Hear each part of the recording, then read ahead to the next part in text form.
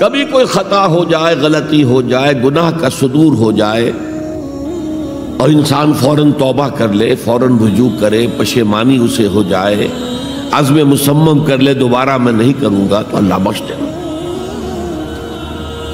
انما التوبۃ علی اللہ للذین یعملون السوء بجہالۃ ثم یتوبون من قریب، سورہ نساء میں فرمایا اللہ کے ذمے ہے ان لوگوں کی توبہ قبول کرنا۔ انما التوبۃ علی اللہ، اللہ کے ذمے ہے۔ جو کہیں غلطی سے، جہالت میں، نادانی میں، جذبات سے مغلوب ہو کر کوئی غلط کام کر بیٹھتے ہیں لیکن فوراً توبہ کرتے ہیں، اللہ کی جناب میں رجوع کرتے ہیں، فوری توبہ اگر ہو جائے تو فوراً اللہ تعالیٰ کی مغفرت جو ہے ڈھانپ لیتے ہیں۔ لیکن اگر مستقل طور پر کسی ایک معصیت پر بھی ڈیرا ڈال دیا جائے، مثلا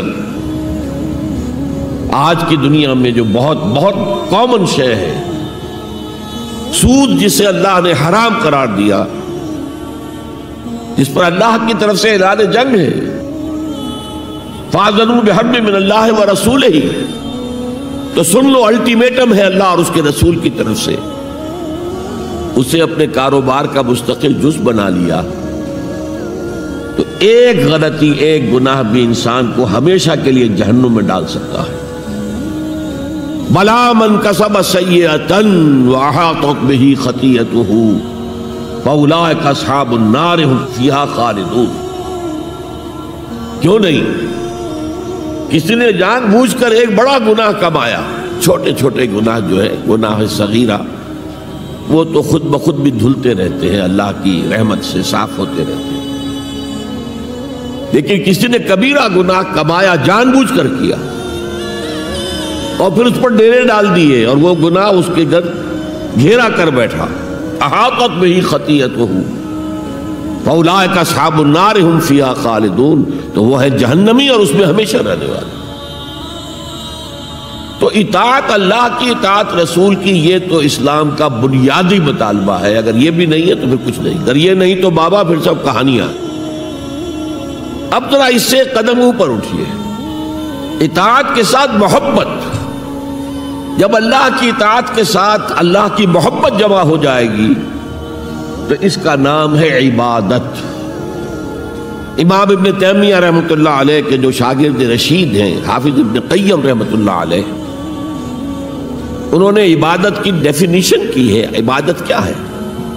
العبادت تجمع اصلین، دو بنیادی چیزوں کو جمع کرنے سے عبادت وجود میں آتی ہے، غایت الحب وغایت الذل والخضوع، حد درجے کی اللہ کی محبت اور حد درجے میں اللہ کے سامنے گویا کہ پست ہو جانا، جھک جانا، بچھ جانا، انتہائی اطاعت، انتہائی محبت۔ انتہائی میں کیوں کہہ رہا ہوں؟ سورہ بقرہ کے 20ویں رکوع کی پہلی آیت ہے، والذین آمنوا اشد حبا للہ، اور جو لوگ صاحب ایمان ہوتے ہیں وہ شدید ترین ہوتے ہیں اللہ کی محبت میں۔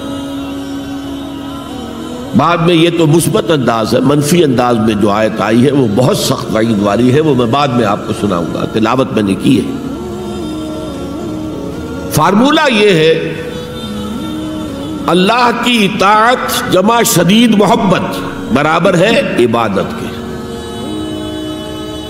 اور یہ عبادت جو ہے ہمارا مقصد تخلیق قرار دیا گیا۔ سورہ زاریات کی یہ آیت آپ میں سے حضرات کے علم میں ہوگی، وَمَا خَلَقْتُ الْجِنَّ وَالْإِنسَ إِلَّا لِيَعْبُدُونَ، میں نے جنوں اور انسانوں کو نہیں پیدا کیا مگر صرف اپنی عبادت کے لیے۔ یہ ہمارا مقصد تخلیق ہے۔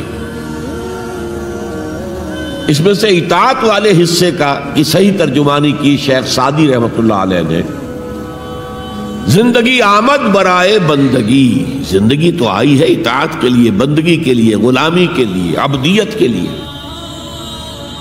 زندگی آمد برائے بندگی، زندگی بے بندگی شرمندگی۔ اگر اللہ کی بندگی ہی نہیں ہے تو سراسر شرمندگی ہے یہ، اور کچھ بھی نہیں۔ تو اللہ تعالیٰ کی عبادت جس کے لیے ہمیں پیدا کیا گیا، اسی کی دعوت تمام رسولوں نے دی۔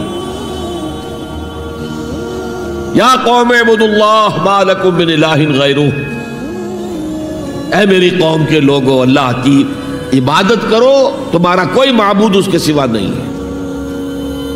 حضرت نوح کی دعوت بھی یہی تھی، حضرت ہود کی بھی یہی تھی، حضرت صالح کی بھی یہی تھی، حضرت شعیب کی بھی یہی تھی۔ بس فرق کیا ہے کہ پہلے رسول آتے تھے اپنی اپنی قوموں کی طرف صرف، لہذا آپ کو ان رسولوں کے ضمن میں ملے گا یا قوم اعبدوا اللہ ما لکم من الہ غیرہ، اے میری قوم کے لوگوں اللہ کی عبادت کرو، اللہ کی بندگی کرو، اللہ کی پرستش کرو، اسی کو اپنا محبوب اصلی بناؤ اور اس کے ہر حکم کی اطاعت کرو۔ یا قوم اعبدوا اللہ ما لکم من الہ غیرہ۔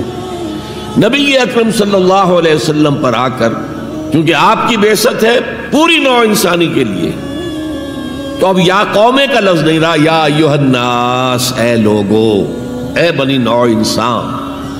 یا ایھا الناس اعبدوا ربکم الذی خلقکم والذین من قبلکم لعلکم تتقون، اے لوگو عبادت کرو، بندگی کرو، پرستش کرو اپنے اس رب کی جس نے تمہیں بھی پیدا کیا اور جو تم سے پہلے تھے ان کو بھی پیدا کیا تاکہ تم بچ سکو۔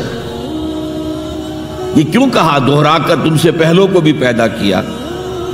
اس لیے کہ اکثر و بیشتر گمراہ لوگ مشرکین کیا کہتے تھے اپنے رسولوں سے کہ ہم تو بس بھی اپنے آباء و اجداد کے راستے پر چلیں گے، ما وجدنا علیہ آباءنا، جس طریقے پر، جس طرز عمل پر ہم نے اپنے آباء و اجداد کو پایا ہے ہم نے اسی پر چلنا ہے۔ تو واضح کر دیا تم بھی مخلوق ہو، وہ بھی مخلوق تھے، تم بھی انسان ہو، وہ بھی انسان تھے، تم سے بھی غلطی ہو سکتی ہے، ان سے بھی ہو سکتی تھی، لہذا یہ اصول نہیں ہے کہ جو بھی آباء و اجداد کی ریتیں ہیں، رسمیں ہیں، طریقے ہیں اور جو ان کے عقیدے ہیں انہی کو آپ لے کر چلیں، بلکہ آپ تو تلاش کریں صحیح عقیدہ کیا ہے، صحیح زندگی گزارنے کا طریقہ کیا ہے، اس کو اختیار کریں۔ یا ایھا الناس اعبدوا ربکم الذی خلقکم والذین من قبلکم لعلکم تتقون، تاکہ تم بچ جاؤ جہنم کی آگ سے۔